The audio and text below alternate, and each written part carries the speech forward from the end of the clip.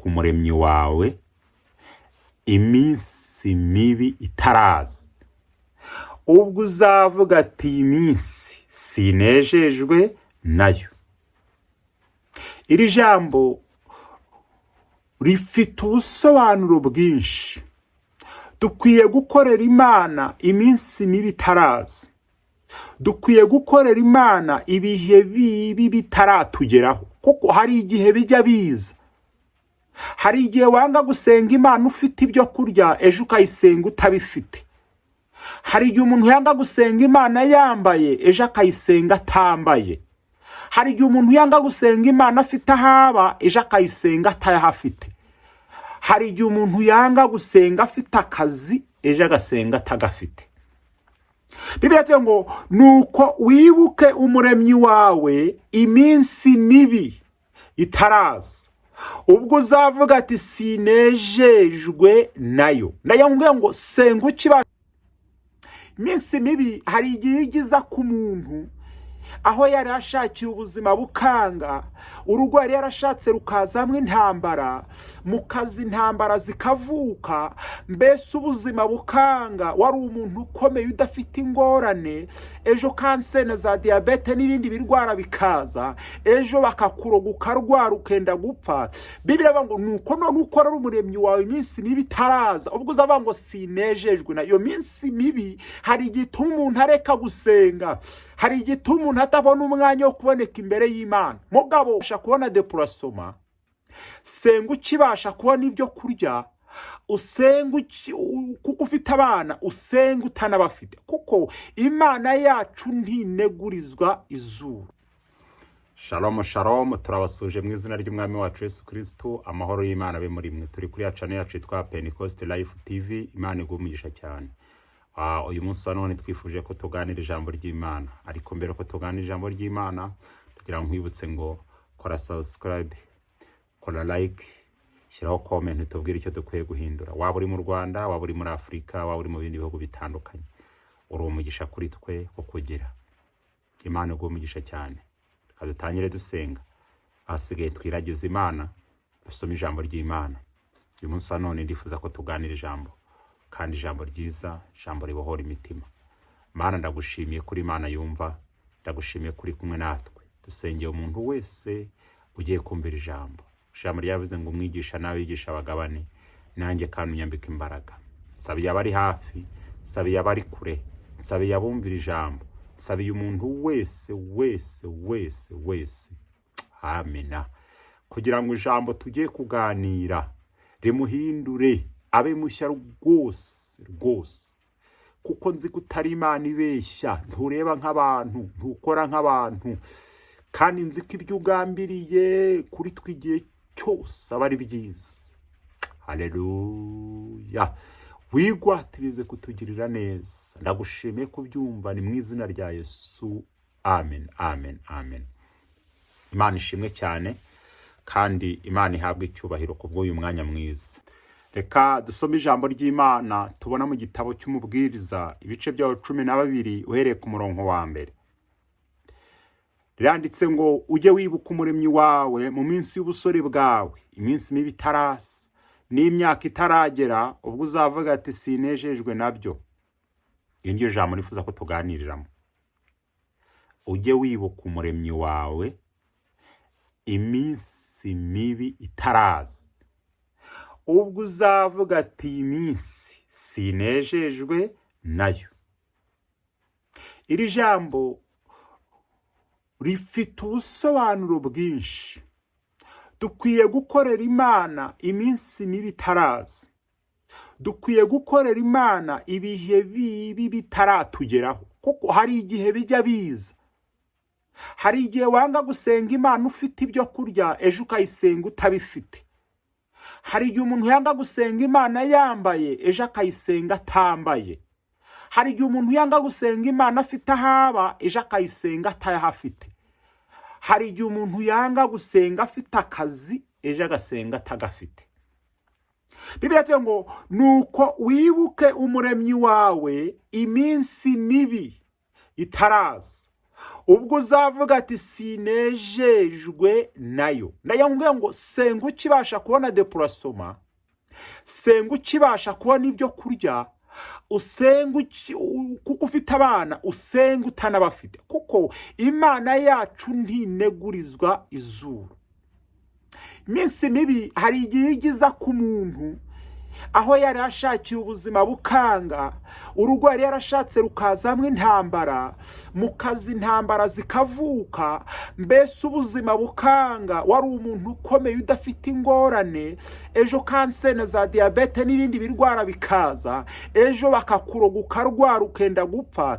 Bibiliya ivuga ngo nuko none ukorera umuremyi wawe iminsi mibi itaraza, ubwo uzavuga ngo sinejejwe na. Iyo minsi mibi hari igituma umuntu areka gusenga, hari igituma umuntu atabona umwanya wo kuboneka imbere y'Imana. Mugabo ukwiye gusenga ukifite imbaraga, ukwiye gusenga ukibasha kugenda, ukwiye gusenga ugifite akazi, ukwiye gusenga ugifite aho ukorera, kuko hari igihe iminsi mibi igiza, hari igihe iminsi mibi ijya yitugatugira ku muntu, hari igihe uburwayi buzamo, hari igihe gereza izamo, hari igihe gupfusha bizamo, hari igihe indwara ziza mu muryango, ukabona ko iminsi mibi yakwitugatugiyeho, ukavuza uwa mbere bikanga, ukavuza uwa kabiri bikanga, ukavuza uwa gatatu bikanga. Bivuze ko ukwiye gusenga Imana, aleluya, ugifite ubuzima, ugifite uburyo, ugifite ubushobozi, kuko iminsi mibi yihagurutse ntawe uyibwira ngo subirayo, ahubwo ukwiye, umuntu wese akwiye, nanjye nkwiye ubu gukorera Imana hakiri ku manywa butari bwiye. Niko Yesu yagiye avuga, ukwiye gukorera Imana hakiri ku manywa.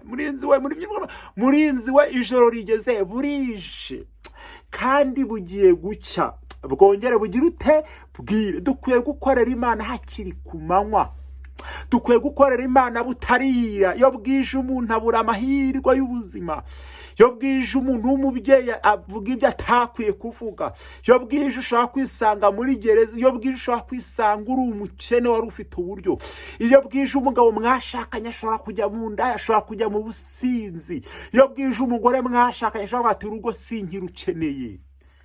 Dukwiye gukorera Imana iminsi mibi itaraza. Amina. Dukwiye gukorera Imana ibihe bibi bitaraza. Iyo usomye igitabo cy'umuhanuzi, igitabo cya Yobu, kiravuga ngo nuko Yobu umugore amubwira ngo Yobu we watutse iyo Mana ukipfira.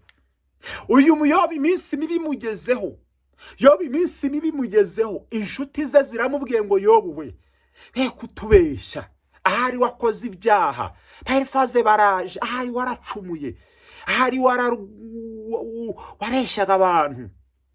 Iminsi mibi yageze inshuti ziragenda, iminsi mibi yageze abavandimwe barakwihakana, iminsi mibi yageze umwana wabyaye kugaruka akaguburanya, akagumenesha, akagukubita, ndetse no kukwica akaba yakwica.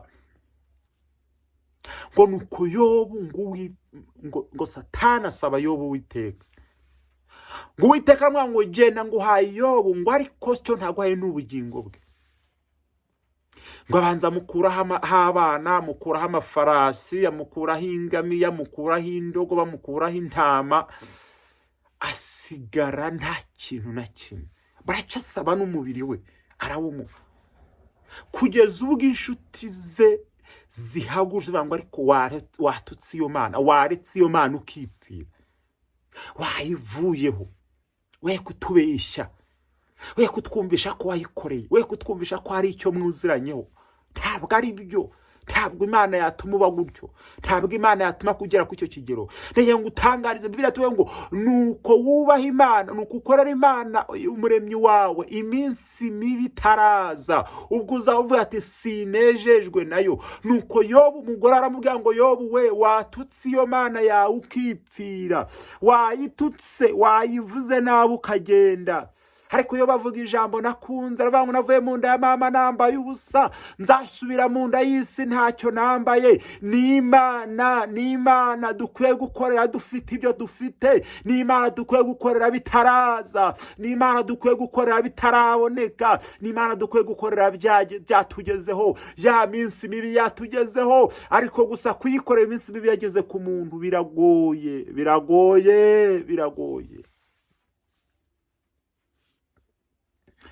Bibiliya tuvuga ngo ni ugukorera wubaha umuremyi wawe iminsi mibi, iminsi y'ibyago, iminsi y'amakuba, iminsi yo kugotwa, iminsi yo guseba, iminsi yo kumwara itaraza. Kuko iyi ngiyi igiza mu rugo intambara zikabo zose. Iyigiza mu rusengero wari umushumba bakaguhagarika, bakakwimana ijambo, bakakwicaza no mu bakristo no gusengera abarwayi ntibabikwemerere. Dukwiye gukorera Imana iyo minsi mibi itaraza. Iyi minsi mibi igiza umwana w'umusore akabengwa rimwe kabiri gatatu, atabuze ubushobozi, atabuze aho kuba, atabuze deplacement. Ariko iyi minsi mibi igiza iyo umwana w'umukobwa agasazira iwabo, imyaka 30 ikaza, 35 ikaza. Iyi minsi mibi itaraza dukwiye gukorera Imana. Haleluya. Dukwiye kubaha umuremyi wacu ibibazo bitaraba byose, ndetse n'ubwo burwayi bufite. Mu ubwo burwayi ukwiye gusenga Imana, ubwo ukibasha kumva, ubwo ukibasha kuvuga. Kuko hari n'ababurwayi batakibasha kuvuga, hari n'ababurwayi batakibasha gukontorora uko umubiri ukora, hari n'ababurwayi batakibasha kumenya uryo bagomba kujya ku matuwarete. Ubwo ukirwaye ukabasha kuvuga, ukwiye gukorera Imana. Haleluya. Ukwiye gukorera Imana ugifite ubuzima. Jambo ryatubwiye ngo ukwiye gukorera umuremyi wawe iminsi mibi itaraza. Iminsi mibi yageze igera kuri Yeremiya baramufata bamuta mu rwobo. Ari umuhanuzi, bamutiyamo rurimo n'amazi, bagendereye kumwica. Ariko niba ngo amasengesho y'umukiranutsi agira umumaro mwinshi, yasenganye umwete. Gira umwete wo kwegera Imana, gira umwete wo gusenga Imana, gira umwete wo kuboneka mu rusengero, gira umwete wo gufata ibihe byo gusenga. Iminsi mibi yageze kuri Dawidi. Sawuli amutera icumu ntiryamufata, yamurashe imyambi inshuro irenze imwe. Hari n'umunsi yageze yohereza abaza kumufata ngo bamutware. Agira umugisha w'Imana, asanga ashatse umugore ufite ubwenge. Bibiliya ivuga ngo nuko wubaha umuremyi wawe iminsi mibi itaraza. Ubwo uzavuga ati sinejejwe nayo. Ubukene butarakugera ngo ube ngo wa Mana yo wandemeye iki. Umugabo washatse ataragutangwa gutana abana ngo baze ngo Mana wandemeye iki. Ukiri umusore, ukiri inkumi, ukiri ingaragu, kwe gukorera Imana utarajya mu ntambara z'ubundi buzima. Haleluya.